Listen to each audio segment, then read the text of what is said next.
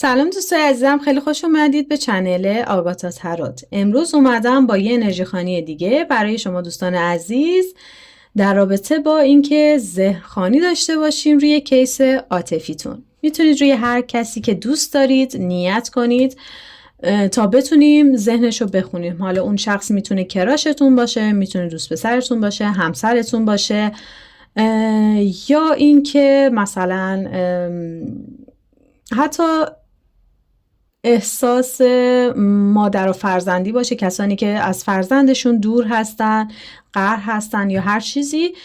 میتونید نیت کنید روی این انرژی خوانی تا ببینیم که جواب کائنات روی نیت شما چه خواهد بود و شخص مقابل چه حسی بهتون داره. خب صدا کاسه توتی رو در میارم تا انرژی هاتون با من همسو بشه.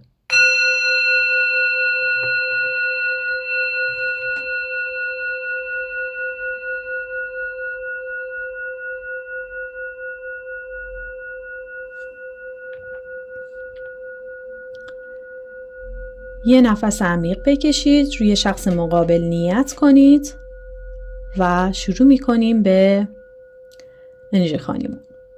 نیت میکنم انرژی هامو با انرژی کائنات، انرژی عالم هستی، انرژی دنیای فرشتگان مقرب درگاه الهی همسو میکنم تا از طریق این انرژی خوانی به من الهام بشه در رابطه با مسئله‌ای که آیا شخص احساسیتون توی ذهنش چی میگذره، چه احساسی نسبت بهتون داره و ذهنش رو میخوایم امروز و در این لحظه براتون بخونیم. امیدوارم که این انرژی خوانی برای تک تک شما عزیزان عشق رو به همراه داشته باشه و حاجت قلبیتون رو بگیرید. آمین. خب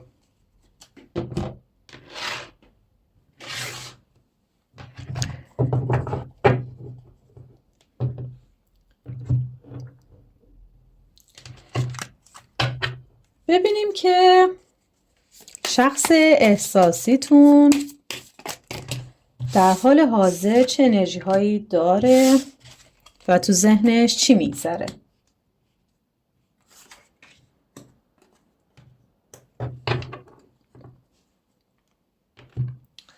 خب براتون روشنایی افتاده یک خبری که از سمت شخص احساسیتون براتون میرسه و این شخص یک جورایی ذهنش درگیر شما هست و بهتون میگه که دلش میخواد که این رابطه به یک سرانجامی برسه، به یک موفقیتی برسه.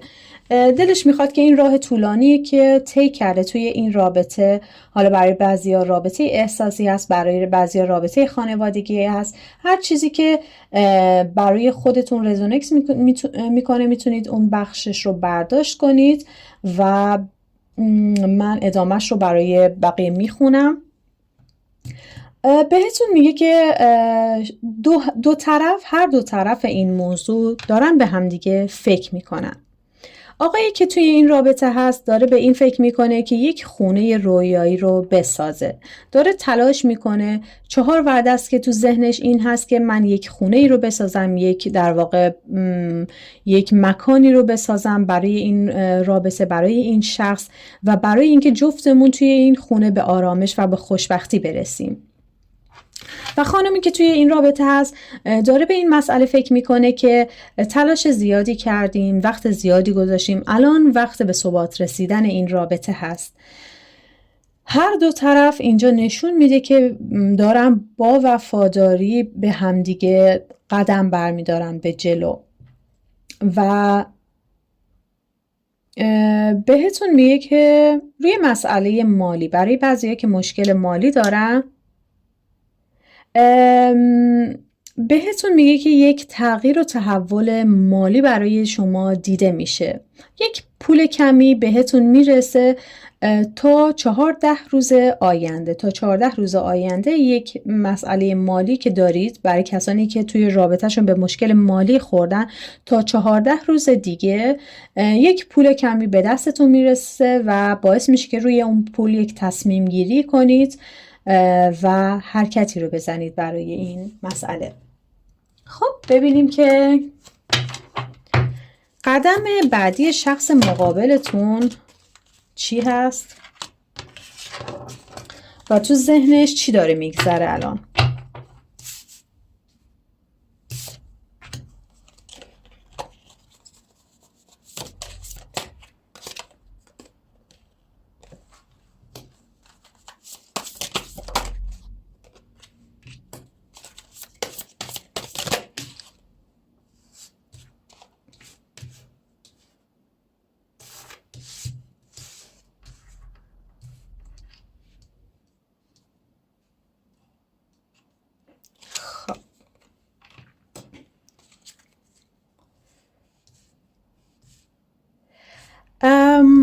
برای بعضی از شماهایی که در گذشته یک مشکلی داشتید یا هنوز هم با اون مسئله درگیری، بحث و دعوا سر و کله میزنید و سر کار داشتید یا دارید در حال حاضر، بهتون میگه یک خوشحالی قراره که نصیبتون بشه.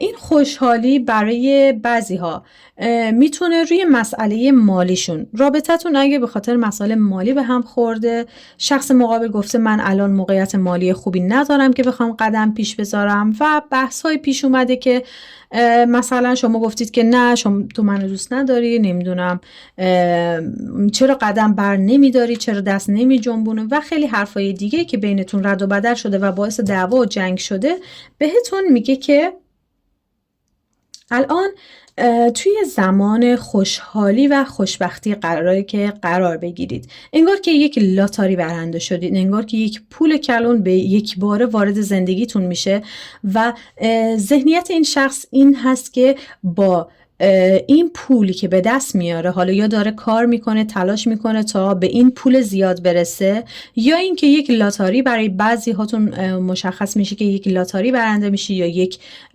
سهمی رو از یک ارثی به دست میارید و با این پول سعی میکنید که در واقع این شخص مقابلتون میخواد که یک قدمی برداره به سمتتون، یک نامه قراره این شخص بهتون بده، از یک خبر خوب میخواد برای شما پیامی رو بفرسته. اگر الان در حال حاضر توی رابطه کات شده هستید و ارتباطی با این شخص ندارید، بهتون میگه که این شخص میخواد که این خبر خوب رو به شما در واقع خبر رو بهتون بده، حالا از طریق نامه، از طریق ایمیل، از طریق تلفن، هر چیزی میتونه باشه. برای بعضیاتون میبینم که خیلیاتون انرژی خانی های مختلفی رو دارید نگاه میکنید و یا اینکه طالبینی های مختلف رو نگاه میکنید که ببینید آینده این رابطه چه خواهد بود، این شخص میخواد چه قدمی برداره.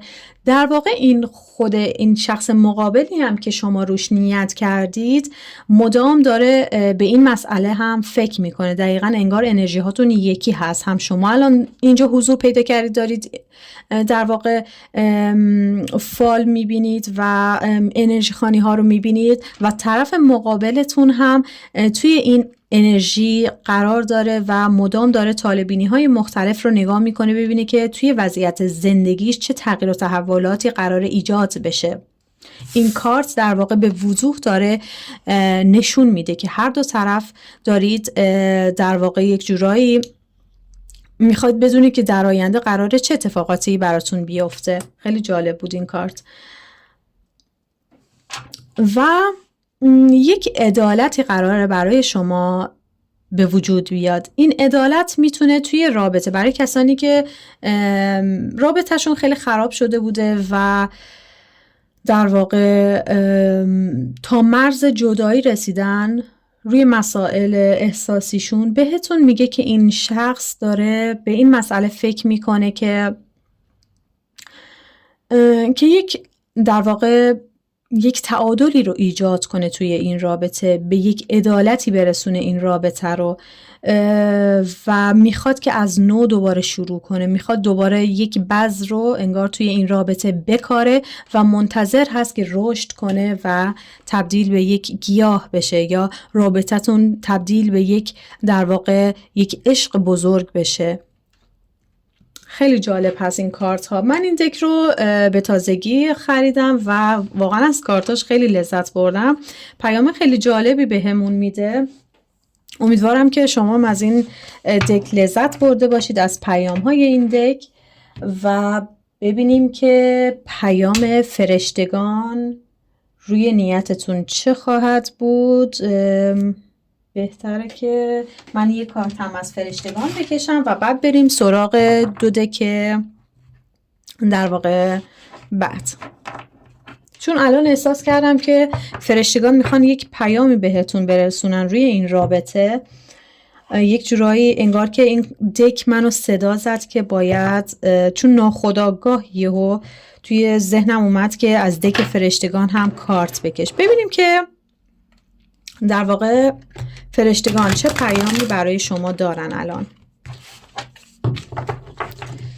ای فرشتگان مقرب درگاه الهی، به ما بگو که چه پیامی الان روی مسئله احساسی دوستان داری. کسانی که نیت احساسی دارن روی شخص مقابلشون نیت کردن و میخوان از شما فرشتگان عزیز یک پیام دریافت کنن. پس از شما درخواست میکنیم که این پیام رو از طریق این کارت ها برای ما نمایش بدی و به همون بگی که پیامت چی هست.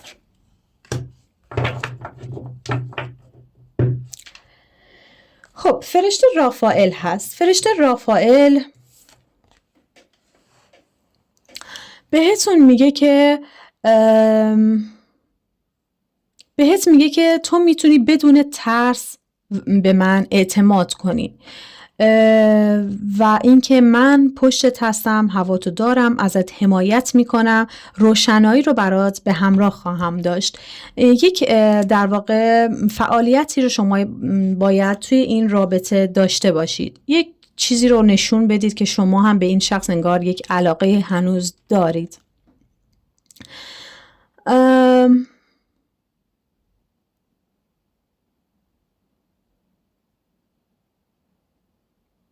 و بهتون میگه که سعی کنید که توی این موضوع یک جورایی برای بعضیاتون نشون میده که یک مسئله بینتون به وجود اومده. اون مسئله رو یک جورایی دنبال کنید و ببینید که موضوع اصلی این بحثتون چی بوده و آیا میتونید خودتون هم تا یک جایی این مسئله رو حل و فصلش کنید یا کمکی کنید که این رابطه یک جورایی به یک سرانجام بهتری برسه.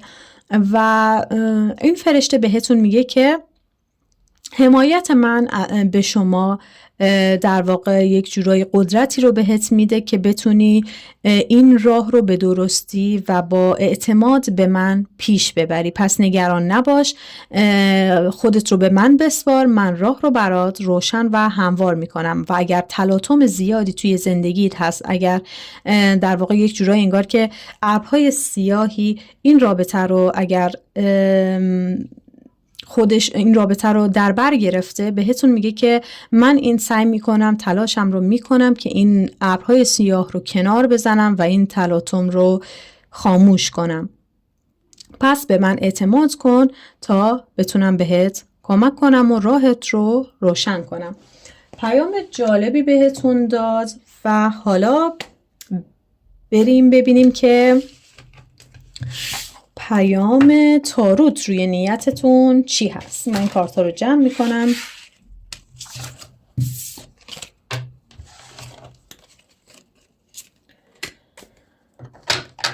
خب ببینیم که تاروت چه پیامی روی مسائل احساسیتون بهتون داره. ذهن این شخص تو ذهنش چی میگذره در حال حاضر. ای تاروت به ما بگو که توی ذهن شخصی که دوستان عزیز روش نیت کردن چی هست، چه قدمی میخواد برداره، هدفش چیه.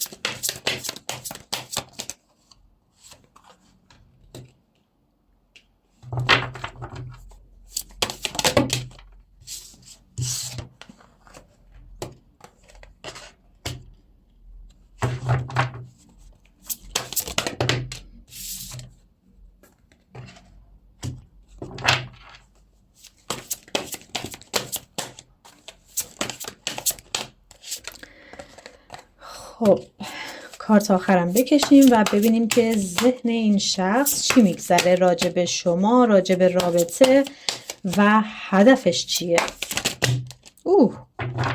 خواستم یه کارت بکشم ولی مثل این که پیام‌های بیشتری داره.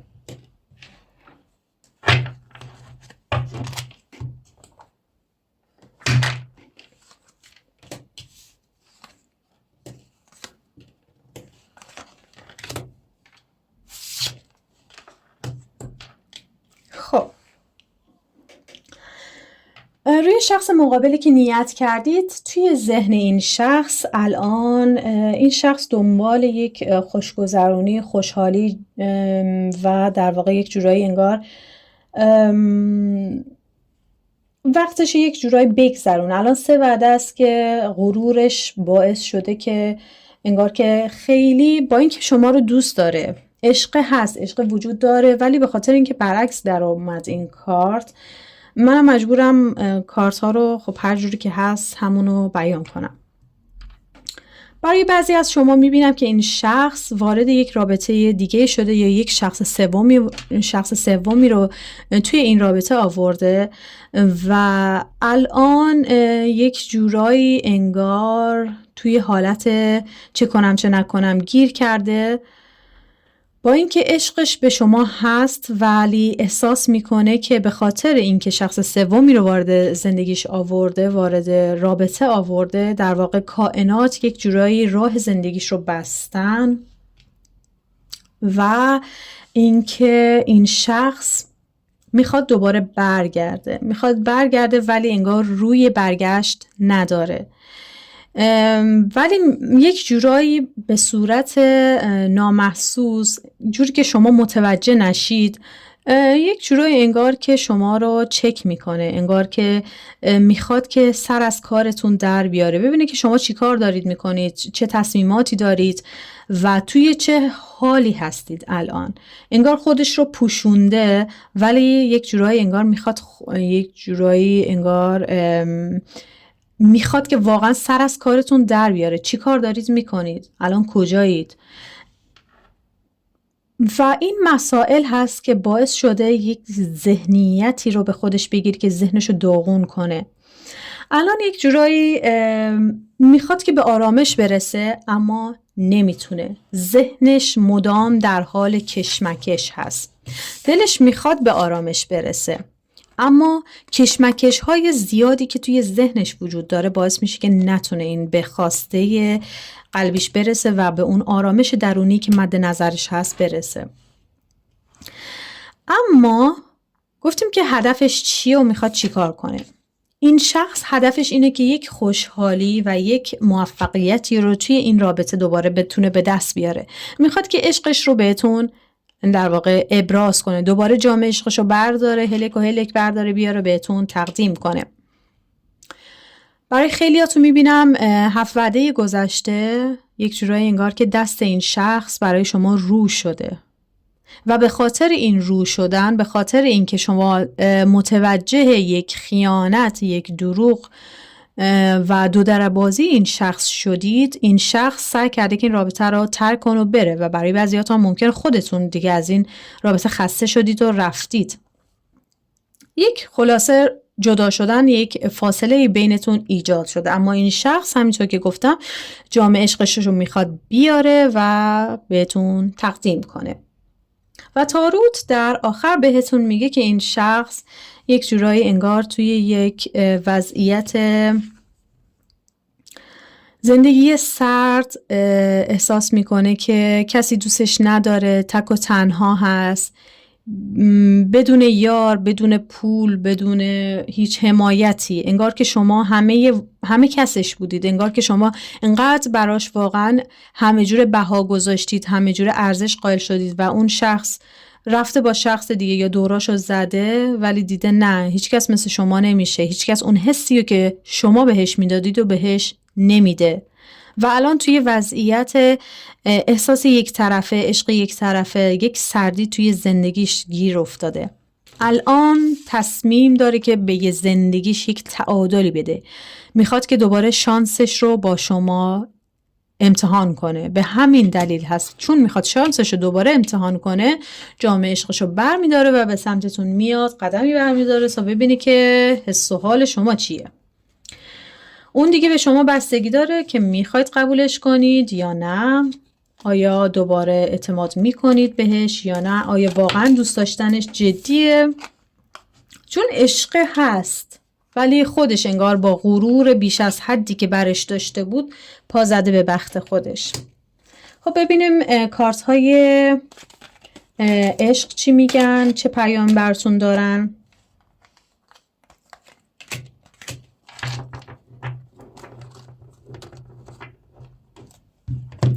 کارت اول بهتون در رابطه با قدرت میگه.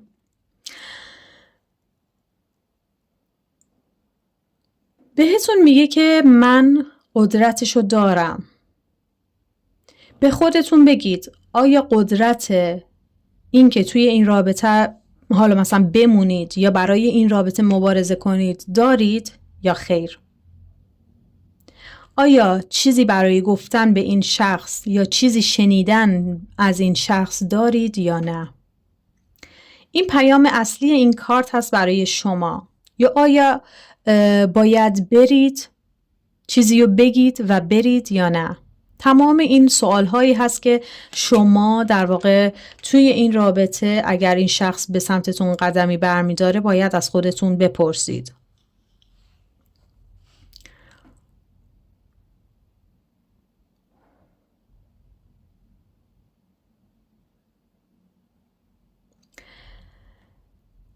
میگه که سعی کنید که احترام در واقع اون مکان رو نگه دارید. مکان و چیزهایی که توش، حالا این مکان میتونه در واقع همون رابطتون باشه، اون جایگاه رابطتون باشه. میگه سعی کنید یک احترامی رو نگه دارید و این که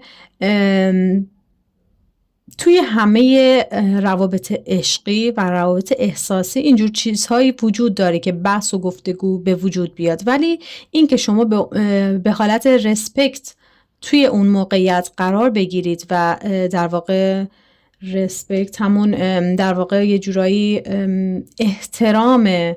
احترام اون وضعیت رو نگه دارید، وضعیت اون رابطه رو در واقع اون رابطه رو نگه دارید، بهتون میگه که خیلی مهمه و با در واقع اون اعتماد احترام باعث میشه که این رابطه دوباره بخواد یک شروع جدیدی رو به خودش بگیره. اگر که میخواید توی این رابطه بمونید، اگر واقعا عاشق این شخص هستید، سعی کنید اگر اومد صحبتی کردید، با هم گفتگویی داشتید، با احترام، بدون بحث، بدون دعوا، بدون توهین، سعی کنید مشکلات بین خودتون رو با همدیگه حل و فصل کنید.